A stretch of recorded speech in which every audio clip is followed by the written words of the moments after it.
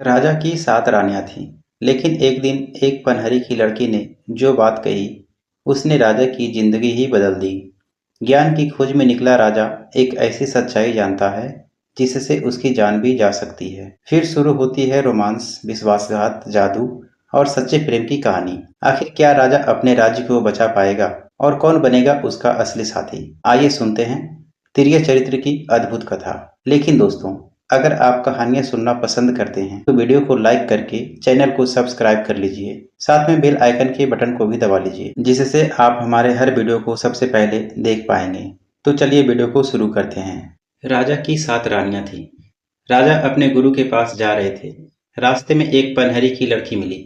उसने राजा से पूछा, आप रोज कहाँ जाते हैं? राजा ने कहा, मैं ज्ञान के लिए आश्रम जाता हूँ। पनहरी की लड़की बोली, क्या आपने तिरिया चरित्र पढ़ा है? राजा कुमार ने ना में सर हिलाया। पनहरी की लड़की हंसते हुए बोली, क्या फायदा यह सब पढ़ने का, जब यही नहीं पढ़ पाए? राजा कुमार को बड़ा आश्चर्य हुआ कि वह अभी तक यह क्यों नहीं पढ़ा। राजा सीधे गया अपने गुरु के पास। गुरुजी प्यार से बोले, क्या हुआ राजकुमार, आप इतने गुस्से में क्यों हैं? राजकुमार ने गुस्से में कहा, आपने हमें अब तक तिरिया चरित्र क्यों नहीं पढ़ाया? गुरुजी बोले, क्योंकि इसमें बहुत खतरा है, इससे आपकी जान भी जा सकती है। और राजा बोले, आप इसकी चिंता मत कीजिए, मैं यह देख लूंगा, बस आप मुझे यह पढ़ाइए, मुझे पढ़ना है। अब गुरुजी उन्हें कैसे मना कर सकते थे। वह बोले, ठीक है। पूरे 1 साल बाद गुरुजी बोले, अब आपकी पढ़ाई पूरी हो गई है, अब आप जा सकते हैं। साथ ही उन्होंने एक सुपारी दी और कहा, आप इसे मुंह में रख लेना। आपके ऐसा करने से आपको कोई भी नहीं पहचान पाएगा, लेकिन आप सबको पहचान सकेंगे। जब सब सो गए तो रात को 12 बजे अपने राज के पूर्व दिशा में सुपारी मुंह में रखकर राजा खड़ा हो गया। थोड़ी देर खड़ा रहने पर उसने देखा कि वही पनहरी की लड़की जिसने उससे यह सब पढ़ने को कहा था, वहां लड़की मंदिर के निकट बनी एक कुटिया में चली गई। राजा चुपके से देखने लगे। देखा कि अंदर एक साधु बैठा है। उसे देखते ही गुस्से से बोला, तुम्हें आने में इतनी देर क्यों लगी? लड़की बोली, मेरा पति मुझे लेने आया है। अपने पति को सुलाने के बाद मैं आपके पास आई हूँ, इसलिए देर हो गई। इतना सुनते ही साधु ने उसकी खाने की थाली को एक तरफ फेंकते हुए कहा, जब तुझे उसके साथ रहना है तो मेरे पास क्यों आई है? लड़की बोली, बस आप ही है। उसकी बात सुनकर साधु ने कहा, ठीक है, यदि तू चाहती है मैं तेरी बात का विश्वास करूं, तो ले यह चाकू, जा अपने पति का सर काट के ले आ। लड़की बिना कुछ सोचे इस चाकू को लेकर घर आई और सोते हुए पति का गला काट के मार दिया। फिर उसका सिर लेकर साधु के पास आ गई। साधु ने जैसे ही देखा, वो उसे धक्का मारकर अपनी कुटिया से निकाल दिया और बोला, जो औरत 7 फेरे लेने के बाद अपने पति की नहीं हुई, वो मेरी क्या होगी? अपना चेहरा कभी मत दिखाना। अब मरता क्या न करता। वो अपने पति का सर लेकर वापस आई और उसके धड़ से सर को जोड़ कर रख दिया। सुबह उठकर जोर जोर से रोने लगी, पता नहीं कौन मेरे पति को मार गया। जब लोग उसके पति को ले जाने लगे तो वह कहने लगी कि मैं उनके साथ सती हो जाऊंगी, क्योंकि उनके अलावा मेरे जीवन का कोई अस्तित्व नहीं रह गया है। यह सुनते ही राजा को हंसी आ गई। वो झट से हंसते हुए बोले, तेरा चरित्र जानने नहीं कोई, पति मार के सती हुई। पनहारी की लड़की समझ गई और वो राजा से बोली, हे राजा, तुम मुझे बोल रहे हो, जहाँ भी जाना चटाइयाँ झाड़ कर ही बैठना। रात को फिर राजा उसी चौराहे पर खड़ा हो गया तो उसने देखा कि उसकी 7 पत्नियां अपने हाथ में खाने से भरी थाली लेकर उसी कुटिया की तरफ जा रही है। राजा को रानियां पहचान नहीं पाई और उसे चौराहे पर खड़ा देख बोली, ए लड़का, इधर आ, थोड़ा यह थालियां इस कुटिया तक पहुंचा दे। राजा ने बिना कुछ कहे जैसा उन्होंने कहा वैसा ही किया। वो उसी साधु के पास गई और साधु से कहा, इसने मेरी मदद की है, इसलिए इसको आज रात यहीं ठहरने का व्यवस्था कर दीजिए। साधु ने अपने एक चेले को इशारा किया और वह राजा को लेकर एक कमरे में गया, जहां सिर्फ एक चटाई बिछी हुई थी। राजा चटाई पर बैठने वाला था कि उसे पनहारी की लड़की की बात याद आई। राजकुमार ने सोचा, मैं एक राजकुमार हूँ, फिर भी आज रात यहीं रुकने के लिए मुझे एक चटाई पर सोना होगा। क्यों न एक बार उस पनहारी की बात मान लूं। यह सोचते हुए उसने चटाई झाड़ने के लिए उठाई। चटाई हटाते ही उसके होश उड़ गए, क्योंकि चटाई के नीचे कुआं था। राजा ने मन ही मन उस पनहारी का शुक्रिया किया और उस कुएं में झांक के देखा तो पाया कि उसमें बहुत से जीवित पुरुष हैं। उनमें से एक ने राजा को देखते ही कहा, अरे राजा, आप यहाँ कैसे आ गए? राजा बोले, मेरी छोड़ो, तुम लोग बताओ यहाँ कैसे हो? उसमें से एक ने कहा, ए राजा, अभी बात करने का और बताने का टाइम नहीं है। थोड़ी देर में तुम्हारी वो 7 रानियां यहाँ आती होगी। तुम्हें जिंदा पा गई तो मार डालेगी। यहाँ से जल्दी भाग जाओ। राजा वहां से भाग निकला, पर साधु ने उसे देख लिया और कहा, इसे जल्दी से पकड़ो। अगर इसने किसी को बता दिया तो मेरा पत्ता ही कट जाएगा। सभी रानियां उसके पीछे दौड़ पड़ी, लेकिन वो रहा राजा कैसे पकड़ में आता। पर यहाँ रानियां भी हार नहीं मान रही थी। तभी रास्ते में एक नदी पड़ी। क्योंकि राजा तैरना जानता था, इसलिए जल्दी से नदी में छलांग लगा दी। नदी गहरी थी, ऊपर से रानियों को तैरना नहीं आता था, इसलिए वह इस पार ही रह गई। राजा जब नदी पार कर उस पार गया तो जोर से हंसा, जिससे राजा के सोने के दांत चमक उठे। उधर रानियां दौड़ती हुई साधु के पास आई और बोली, वो भाग गया, देखें यह कहाँ है। साधु ने अपने जादू की पोटली में देखा तो पाया कि वह राजा तोता बन गया है। रानियां बोली, अब क्या करेंगे? साधु बोला, ऐसा करो कि पूरे राज्य में घोषणा करवा दो कि जो कोई तोता ले आएगा उसे 5 असरफियां दी जाएगी। रानियों ने वैसे ही किया। बहेलिया जंगल से तोते पकड़ के लाते और रानियां उन्हें मारने लगती। उधर राजा एक गोंद के पेड़ पर रहने लगा।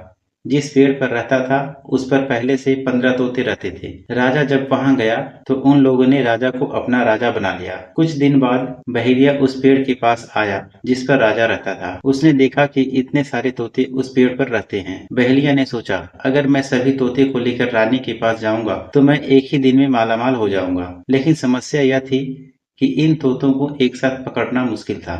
इसलिए उसने एक योजना बनाई। जब सुबह के समय सभी तोते दाना की खोज में चले गए, तब बहेलिया ने उस पेड़ की डाली को थोड़े थोड़े जगह से काट दिया, जिससे गोंद पूरे पेड़ पर फैल गया। रात के समय जब सभी तोते आए और बैठे तो उस पेड़ में ही चिपक गए। सब बोले, अब क्या करें? तो राजा, जो तोता बना था, बोला, चिंता मत करो, जब बहेलिया आएगा तो तुम सब ऐसे लटक जाना जैसे मर गए हो। फिर वो हमें मरा समझ के नीचे फेंक देगा। जब सबको नीचे फेंक देगा तो एक साथ सभी उड़ जाना। सभी ने कहा, ठीक है। जैसे ही बहेलिया आया सभी तोते उल्टा लटक गए। बहेलिया को लगा कि इस जगह पर पूरी रात रहने से सभी तोते मर गए। उसे बड़ा दुख हुआ कि एक तो पैसा भी नहीं मिला और ऊपर से तोते मारने का पाप भी लगा। वो पेड़ पर चढ़ा और सभी तोते को गोंद से निकालकर नीचे फेंकने लगा। राजा को छोड़कर जब सभी तोते नीचे आए तो वो एक साथ उड़ गए। जैसे ही वो उड़े उन्हें ध्यान आया कि राजा तोता तो है ही नहीं। उनमें से कुछ ने कहा, चलो चलते हैं, राजा को हमारी मदद की जरूरत है। कुछ ने कहा, नहीं, राजा बुद्धिमान है, उन्हें कुछ नहीं होगा, वो सब देख लेंगे। उधर बहेलिया ने जब देखा कि सभी तोते उड़ गए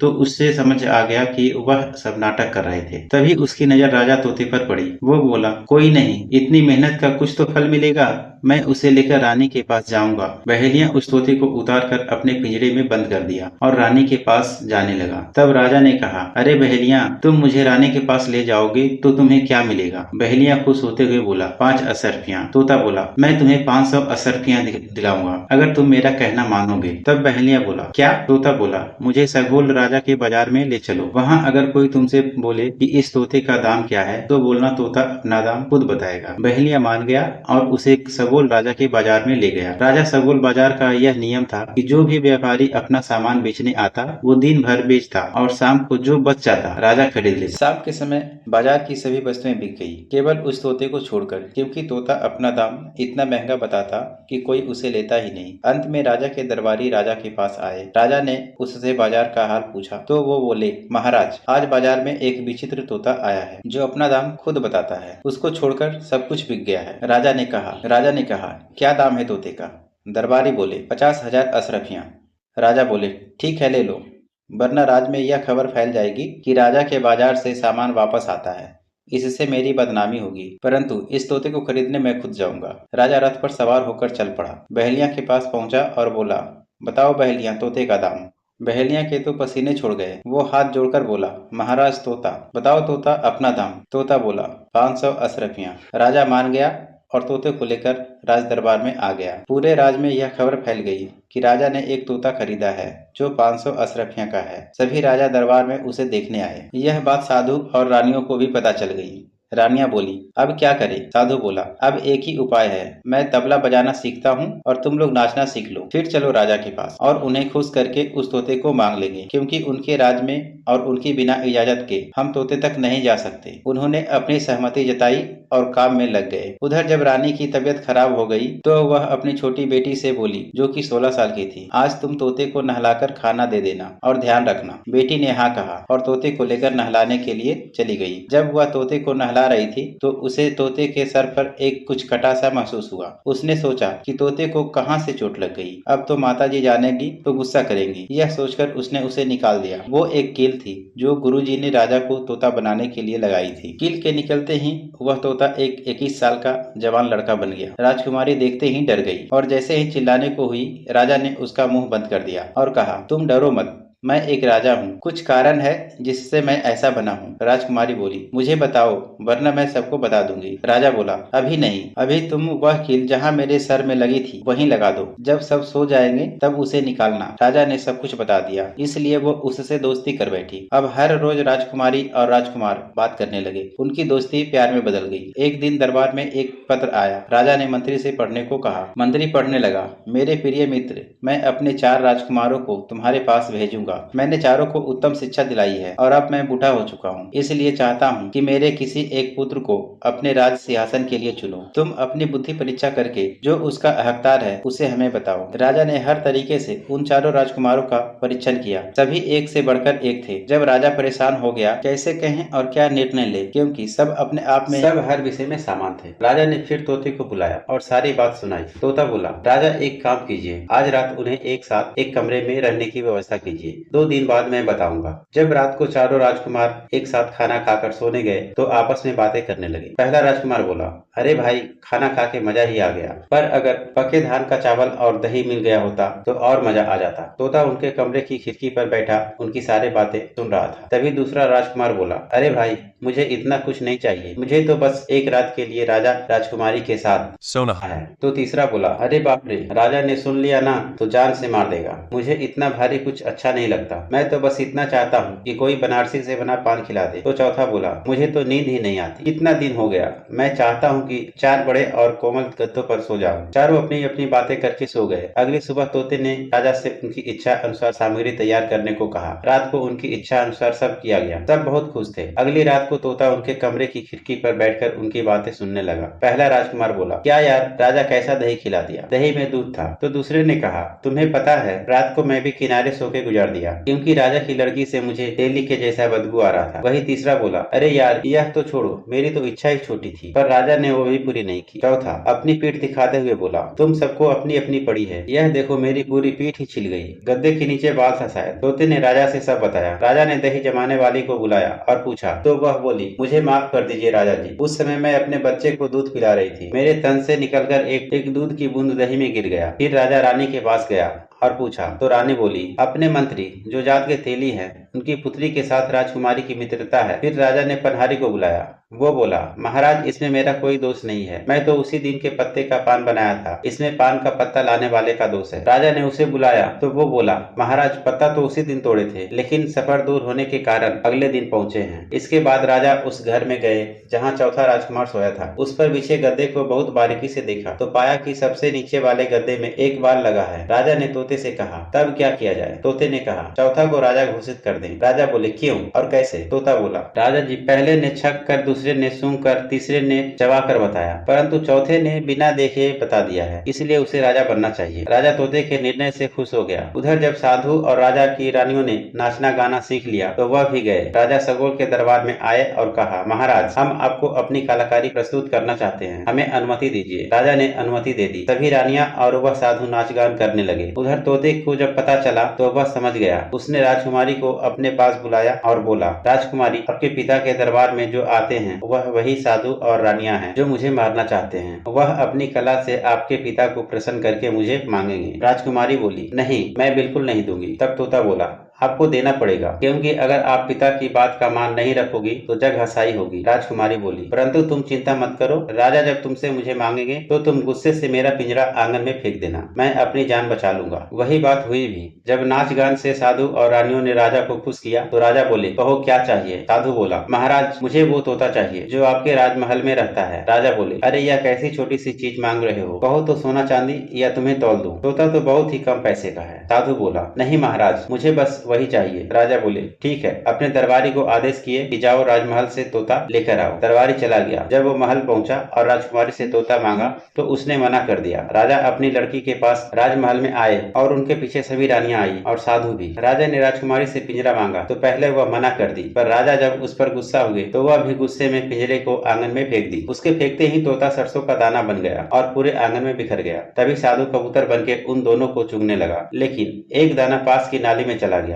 जिसमें राजा के प्राण थे। कबूतर बना साधु, उसने भी चुगने को सोचा। जैसे ही उधर गया और चुगने के लिए झुका, तोता सरसों से बाज बन गया और वही कबूतर बने साधु को मार गिराया। यह सब देख रानियां भाग खड़ी हुई और राजा सगोल के आश्चर्य की सीमा नहीं रही। यहाँ तक कि राजा बेहोश हो गए। उन्हें उनके कमरे में ले जाया गया और बाज वापस तोता बन के पिंजरे में बैठ गया। जब राजा का होश आया तो उन्होंने राजकुमारी और तोते को पिंजरा सहित अपने कमरे में बुलाया और राजकुमारी से बोले, सच सच बताओ यह सब क्या था। राजकुमारी बोली, पिताजी इससे पहले कि मैं आपको बताऊं, आपको मैं कुछ दिखाना चाहती हूँ। राजा ने कहा, ठीक है फिर दिखाओ। राजकुमारी ने तोते को पिंजरे से निकाल उसके सर से कील निकाल दी। कील निकालते ही तोता राजा में परिवर्तित हो गया। अब तो राजा को और आश्चर्य हुआ। उन्होंने तोते से सारा माजरा पूछा तो राजा ने शुरू से अब तक जो कुछ हुआ वो सब बता दिया। राजा बोले, तो अब क्या करना चाहते हो, क्योंकि साधु तो मर चुका है और साधु के बिना रानियां तुम्हारा कुछ नहीं कर पाएगी। वो बोला, महाराज मैं जानता हूँ वह मेरा कुछ नहीं कर सकती, लेकिन अब मैं उनके साथ नहीं रहना चाहता और अब मैं आपकी पुत्री से प्रेम करता हूँ और वह भी मुझसे। अगर आप अनुमति दे तो हम दोनों शादी कर लें और इसके बाद मैं उन्हें लेकर अपने राज लौट जाऊंगा।